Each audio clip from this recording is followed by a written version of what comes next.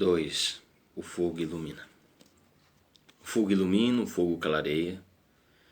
E as próprias Escrituras apontam para as implicações desse aspecto do fogo.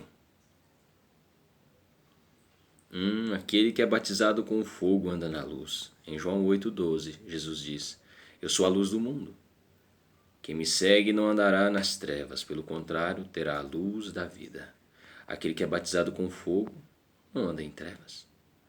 Aquele que vive longe de Jesus anda se esgueirando nas sombras, nas penumbras, na escuridão e nas trevas, como Pedro, na noite em que Jesus foi traído. E aquele que começa a seguir a Jesus de longe não tarda a negá-lo. Mateus capítulo 26, versículo 70. Não tarda a jurar que não tem nada a ver com ele. Mateus 26, versículo 72. Não tarda a dizer impropérios e praguejar, tentando provar que não. Tem nenhum relacionamento e compromisso com Jesus. Mateus 26, 74. Aquele que não recebeu o batismo de fogo vive se escondendo, vive detrás de máscaras, vive encapuzado, vive encavernado por causa de seus pecados. Não aparece para a luz porque tem medo de que as suas obras sejam reveladas. Quantos crentes vivem mascarados, fazem da vida um teatro, representam o que na verdade não são. Leem a Bíblia, oram, vão à igreja, mas abrigam pecados escondidos no coração. O namoro é impuro, a língua está cheia de lascívia, os negócios são desonestos.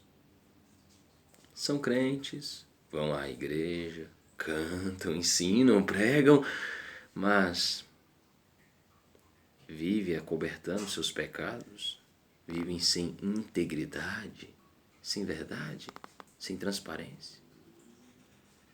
E uma vida representada com aparência de piedade, mas sem poder. Uma vida hipócrita impede o crente de receber o revestimento de poder e o batismo com fogo.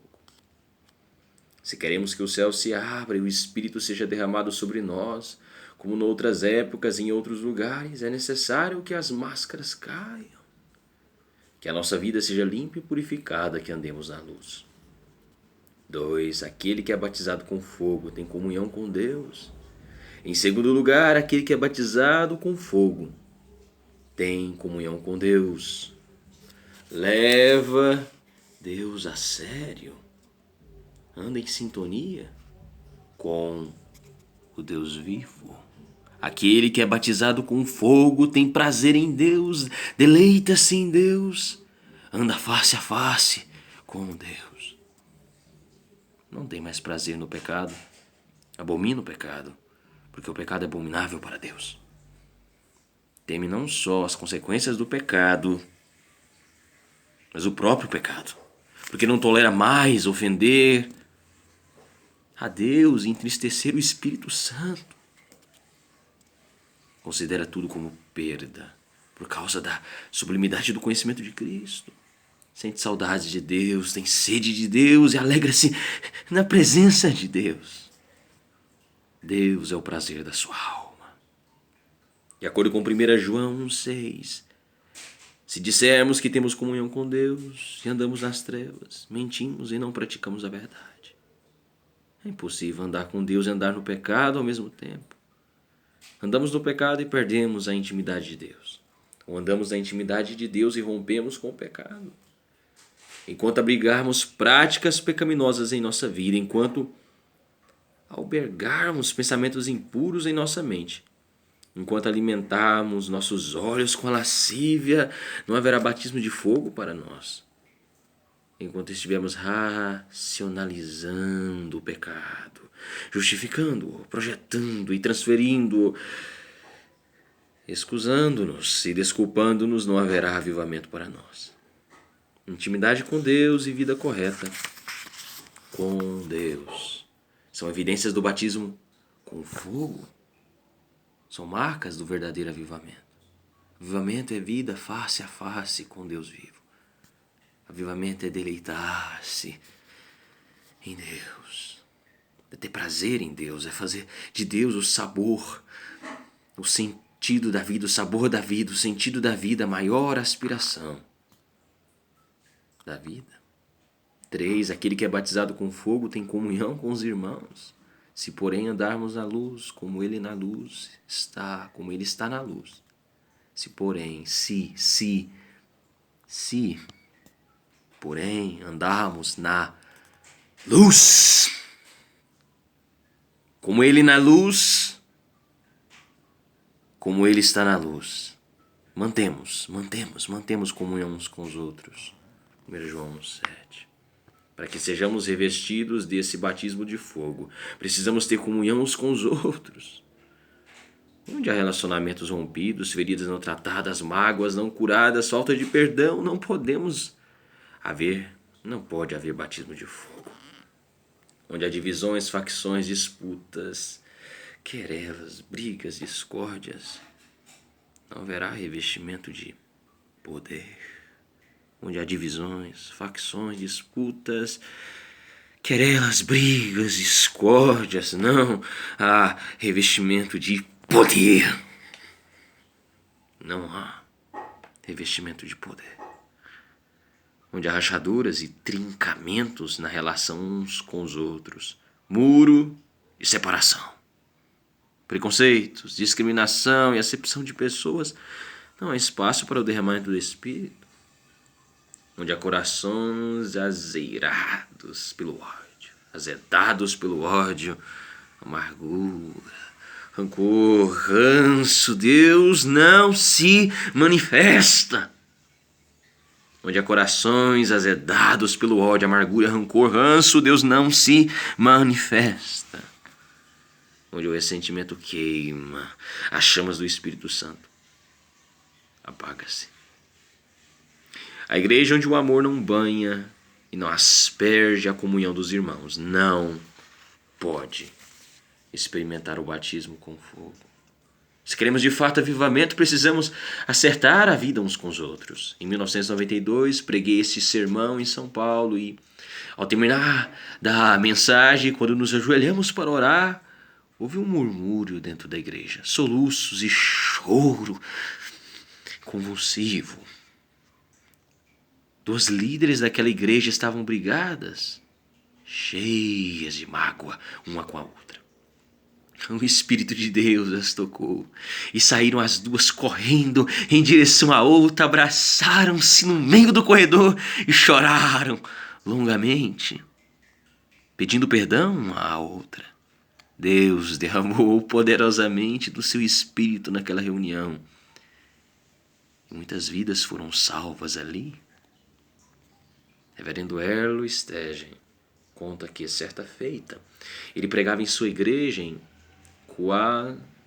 Kwasizabantu, África do Sul, sobre a necessidade de reconciliação entre eles, de repararem os erros, de acabarem com as intrigas, com as mágoas e darem um basta ao espírito de altivez e soberba que gera os conflitos e os ressentimentos. Expondo ele o texto de Mateus 5, versículo 23, versículo 24, chamou-lhes a atenção para o fato de que o culto e a oferta, sem o acerto de nossa relação com os irmãos, não tem valor diante de Deus. Aqueles crentes sedentos por avivamento saíram todos. A igreja ficou vazia. Foram imediatamente acertar a vida uns com os outros. Não tardou, e o Espírito de Deus foi derramado ali em Kwasizabantu, em 1966. Visitei esse lugar em 1991 e, ainda hoje, a maior marca do derramamento do Espírito ali é o profundo amor que tem uns pelos outros, é a gloriosa comunhão do Espírito. Quando Jonathan Gofford orava a Deus por um avivamento para a sua vida e para a China, leu uma obra de Charles Finney, em que o autor dizia que é impossível receber avivamento e sermos batizados com fogo sem acertarmos a vida com Deus e com os outros. Gofford então dobrou-se sobre os joelhos e disse: meu Deus, eu quero obedecer às leis do avivamento, quero acertar a minha vida. Eu quero que esse batismo de fogo venha sobre mim. Quando terminou de orar, a primeira exigência do Espírito Santo foi que ele acertasse a vida com o irmão que o havia ofendido e humilhado. Aturdido e chocado, respondeu: não, Senhor. Não, Senhor. Isso, Senhor. Não, Senhor. Eu não sou culpado. Sou vítima. Eu não posso ir. Fui humilhado, ferido, machucado. Eu não posso fazer isso. É humilhação demais. Mas o Espírito Santo lhe disse: esse é o preço. E ele atendeu, perdoou e pediu perdão, e uma alegria indizível e cheia de glória invadiu a sua alma. Não tardou, e veio sobre ele um poderoso avivamento, que varreu toda a China. Quantas vezes o orgulho e a soberba impedem que nos humilhemos e peçamos perdão? Quando resistimos em perdoar, Satanás leva vantagem sobre nós, 2 Coríntios capítulo 2, versículo 10, versículo 11. Quando nos pegamos a perdoar, nossa alma é flagelada pelos verdugos, Mateus 18, 34. Quando retemos o perdão, damos lugar ao diabo, Efésios 4, versículo 26, versículo 27. Quando deixamos de perdoar, ficamos perturbados pela amargura e portadores desse vírus contaminador, Hebreus 12, 15. Quantas vezes armazenamos no porão da nossa memória mágoas históricas e antigas? Entulhamos o sacrário da nossa alma com ressentimentos embolorados e azedos e ficamos curtindo esses ranços que nos infernizam, que cerram o céu sobre o nosso coração e nos enjaulam, nos prendem numa vida miserável e infeliz. Quantas vezes abrigamos indiferença, desafeto, desamor e reservas para com determinadas pessoas? Não toleramos, não perdoamos, não acolhemos, não albergamos, ao contrário, matamos essas pessoas no coração. 1 João 3,15. Quebramos a comunhão da igreja, rompemos a coinonia, massacramos o espírito de unidade, João 17. Efésios 4, levantamos muros de separação. Só queremos estar juntos de quem nos é agradável, de quem nos abraça e nos acolhe. Como essas atitudes ofendem a Deus, entristecem e apagam o Espírito Santo e obstaculam o batismo com fogo. É chegada a hora de a igreja clamar com todas as veras da sua alma pela restauração de sua sorte e por um batismo de fogo.